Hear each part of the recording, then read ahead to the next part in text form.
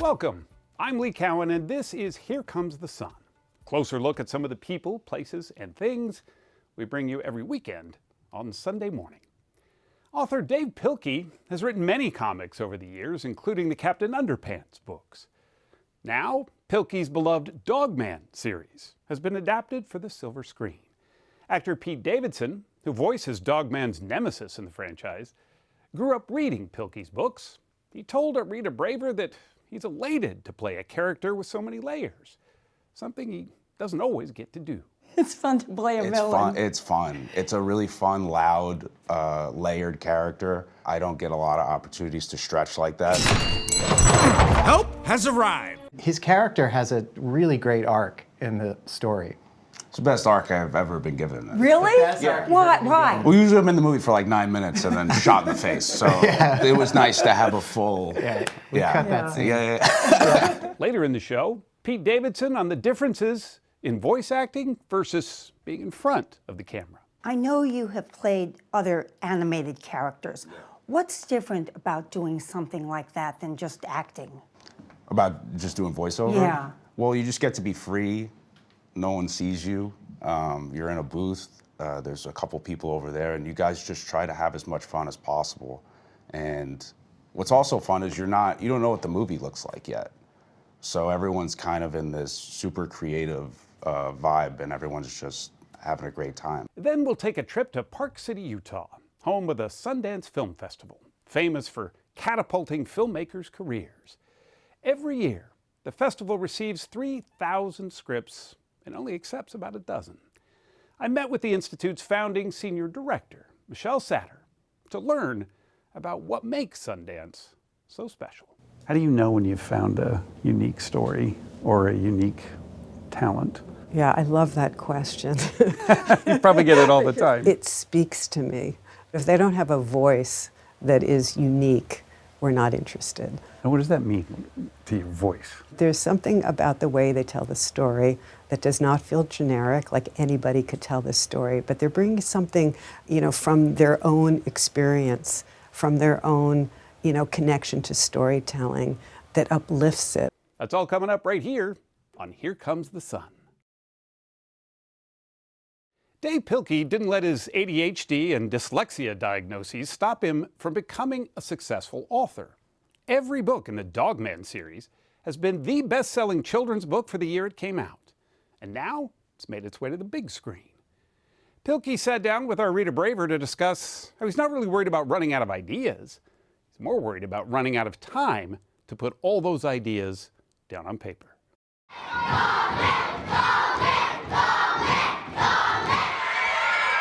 It's hard to believe, but his author and illustrator, Dav Pilkey, told these students at voice prep in the Bronx, I made Dogman up when I was in the 2nd grade. He looks a little bit different. And the kids love hearing how someone with learning disabilities, like I had ADHD, and I was dyslexic, and I was the class clown, and I couldn't sit still, and I was disorganized. could go on to be so successful. Every book in Pilkey's Dogman series has been the best-selling children's book for the year it came out. That's one of the great things about Dogman. He's part man, but all dog, right? Oh, yeah. Yeah, the man part doesn't really come out that much. Dogman, listen up.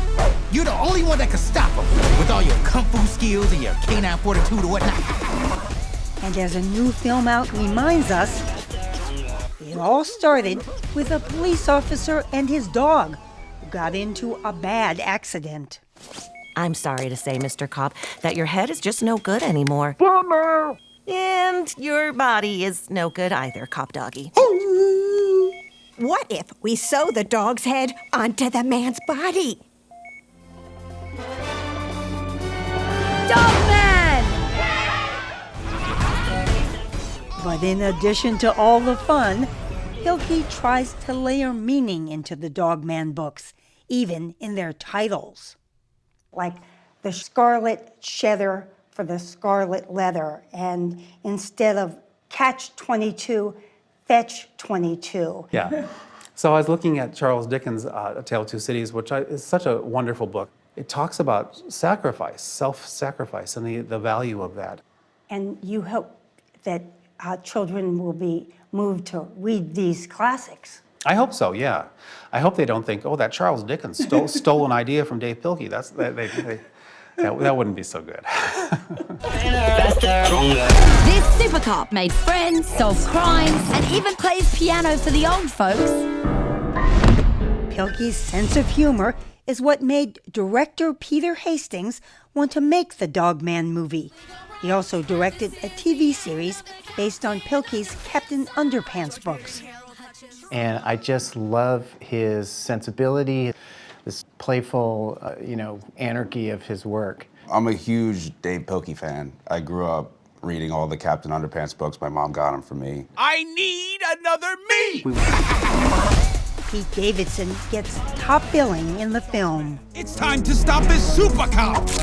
All the young kids in my family, they all read Dogman, and they're obsessed with Dogman. And then right around the time I started noticing that, we got the offer. Ha-ha! At last, the final showdown! An offer, Davidson says, to play Dogman's nemesis, Petey the cat. How evil can one cat be? Pretty evil! Ha-ha-ha! It's fun to play a villain. It's fun. It's a really fun, loud, layered character. I don't get a lot of opportunities to stretch like that. Help has arrived. Step 1, insert DNA into the DNA chute. In fact, as readers of the Dogman books know, Step 2, press start button. things start to change when Petey tries to clone himself. Step 3, open door to retrieve your clone! And instead creates an adorable kitten. What? His character has a really great arc in the story. It's the best arc I've ever been given. Really? Yeah. Why? We usually am in the movie for like 9 minutes and then shot in the face. So it was nice to have a full. We cut that scene. In addition to directing and writing the film, Peter Hastings voices Dogman. Dogman! I mean, can you do a little Dogman for us? Yeah, I mean, it's like, it's barking. You gotta bark with emotion, which is not easy. So get down here, ASAP! Is it hard to let someone else be in control of these characters that you have worked so hard to create? No, not at all, actually. I'm just so honored that they wanted to do something with my characters. And so I was like, yes, jumping up and down. High five! There you go. Thank you very much. But Dave Pilkey says what really matters to him is seeing how much kids appreciate all the work he puts into his books. Do you ever worry about running out of ideas? No, I think I worry about running out of time to get all my ideas down on paper. Go, Dogman!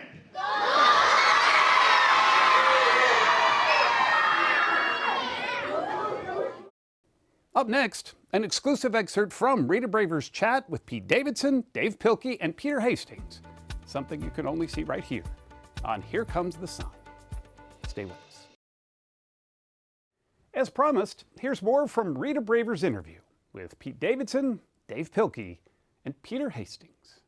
How do you describe Dogman? What makes him tick? The character, I think, just like what makes everybody's dog tick. They love to chase balls and they love to go for walks, and every time they see a squirrel they go crazy, and that's kind of the fun in Dogman is that he never takes his job too seriously because there's always a squirrel in that tree that And he's always ready to play, right? Right. But the chief of police describes him as the best cop on the force. How is that? It's more of that kid logic. He just happens to have his name on the front cover of the book, so of course he's the best. In the movie, and of course, a lot happens in the books, but Petey the cat is for a long time Dogman's arch nemesis. That's right. Tell me about Petey. Petey, I think, is based on myself when I was a child. I used to get in trouble at school all the time, and I was always having people tell me how bad I was. And I kind of grew up thinking I was a bad person. I think that's kind of Petey's problem, too. I think he's gone through so much of his life feeling like a bad guy. And so he's naturally just played out that role. And it isn't until he meets little Petey that he has a reason to change. Are you surprised at how Dogman has taken off? Yes and no. I think the character is very appealing because he's a dog, and I think most children, especially most children, love dogs. And so I do understand the appeal. I didn't think that it would ever go to, I'm working on the 14th book now. I was hoping to do 2. And so You're kidding. No, that was my plan, to do 2. And so I didn't really expect the huge success. I know you have played other animated characters. What's different about doing something like that than just acting? About just doing voiceover? Yeah. Well, you just get to be free. No one sees you. You're in a booth. There's a couple people over there, and you guys just try to have as much fun as possible. And what's also fun is you don't know what the movie looks like yet.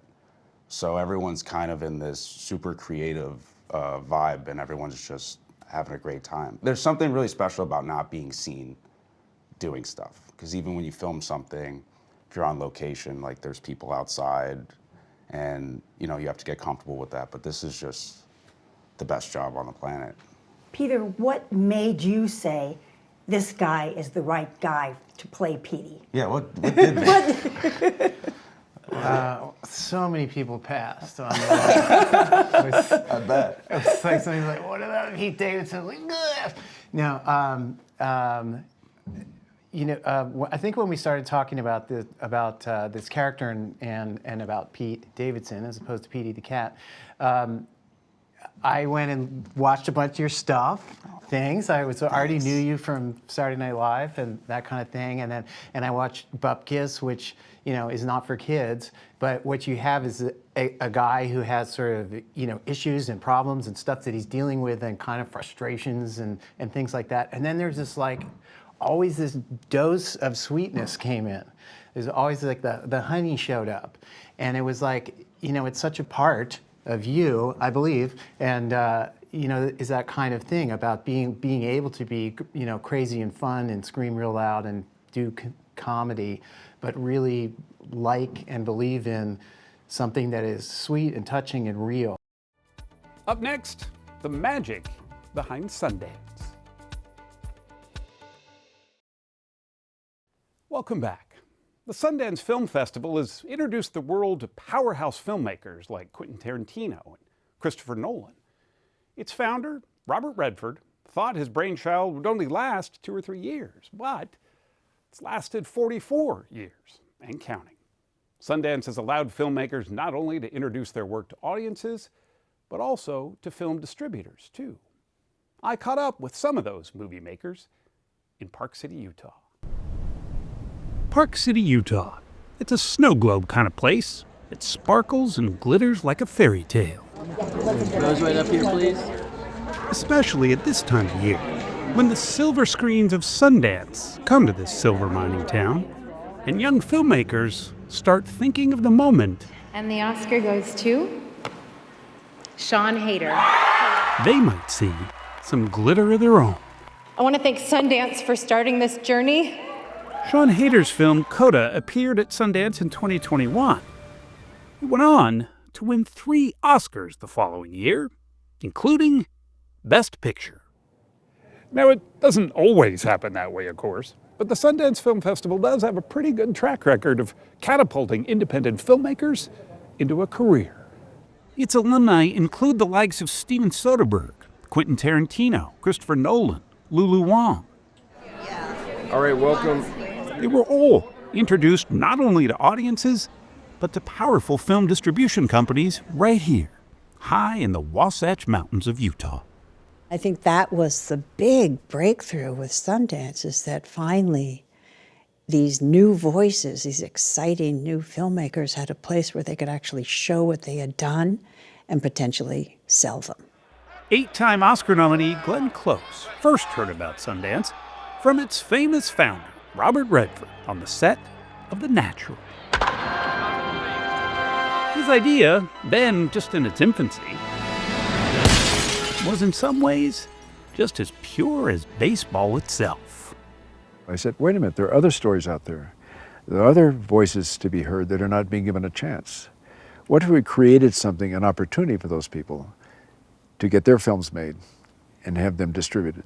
The smaller stories? Yeah, the smaller stories, the more offbeat stories, the more controversial. Which is why he wanted his nonprofit, Sundance Institute, to be held as far away from profit-focused Hollywood as possible. So he set it up here, amid the pines and aspens of Utah's Provo Canyon, on land that he bought. I'll jump first. Nope. After the success of Butch Cassidy and the Sundance Kid. I can't swim!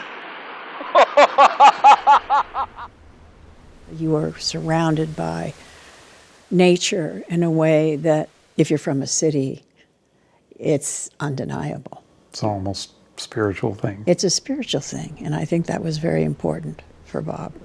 Hi, how are you? Bye. Good to see you. I didn't think it would last past 2 or 3 years. You really didn't? No, I didn't. Let's roll sound. But his institute has lasted 44 years and counting. Yeah, let's just pick up the speed and see how it feels. It's become for film what Michelin stars are to fine dining. You don't choose Sundance. Sundance chooses you. We'll get 3,000 scripts. We'll select 12. That's a tiny number. She's been ignoring him. But there are a lot of people globally who want to tell stories, and we believe in the power of storytelling. So tell me about the Oscar. Michelle Satter. She's the Institute's founding senior director. I know, I'm still surprised by it. The film is not complete until it reaches an audience and engages with an audience. She's been by Redford's side since 1981. How do you know when you've found a unique story or a unique talent? Yeah, I love that question. You probably get it all the time. It speaks to me. If they don't have a voice that is unique, we're not interested. And what does that mean to your voice? There's something about the way they tell the story that does not feel generic, like anybody could tell this story, but they're bringing something, from their own experience, from their own, connection to storytelling that uplifts it. At 5:30, last day of shooting. Last spring, Satter allowed us into Sundance's story directors and screenwriters lab. All right, 1, 2, 3. This time, held in Estes Park, Colorado. It's not about ego, it's not about anything other than learning, making mistakes. One of the lab's advisors, You know what the geography of the room is. 4-time Oscar nominee, actor Ed Harris. I love the work, it's all about the work, and I learn as much as I probably help anybody. Like, this is once in a lifetime. Right. It's been such a pleasure. All the Sundance Fellows, as they're called, bring projects already in the works. Did you say, where do we go from here? Yeah. It's a good question. Like Hannah Gray Organsky, polishing up her upcoming feature film. There's tough feedback, like feedback that's good, and to have that at the phase where you can really be deepening and honing the characters and story, it feels lucky. And Carmen, action. Casey Maderno, who was fine-tuning her rom-com. The questions I think that you're normally asked as a filmmaker is like about budget, about accessibility, about market response. And so to be asked questions about like the feeling of the film and the aesthetics of the film and the texture and just go deep in craft, it's like super special. I'm definitely less stressed this year. And then there's Sean Wong. This experience has just like changed my DNA as a filmmaker. What got him accepted to Sundance was his screenplay for his first feature film,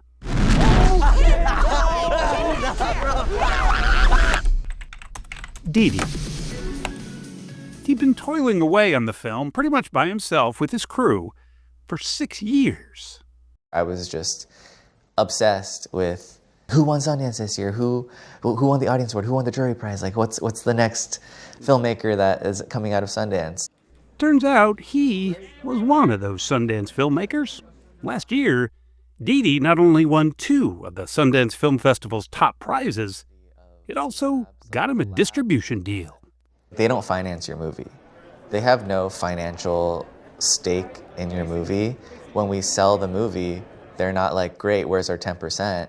It's a very giving environment, but obviously they want your films to succeed. This year, the California wildfires have cast a long shadow over the festival.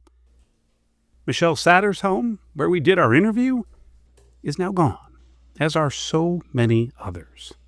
She is tough and resilient, as only a woman can be. None of those victims were forgotten here.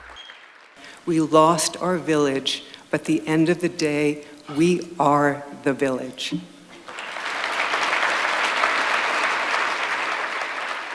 As for Robert Redford, the visionary who started it all, well, he's now 88. He hasn't been here in person for the last 3 years, but his spirit remains. Independent film has forever been changed, a legacy that he and others have taken to the box office bank. He put his money where his mouth is, and this, I'm in awe of that, and I salute him for it.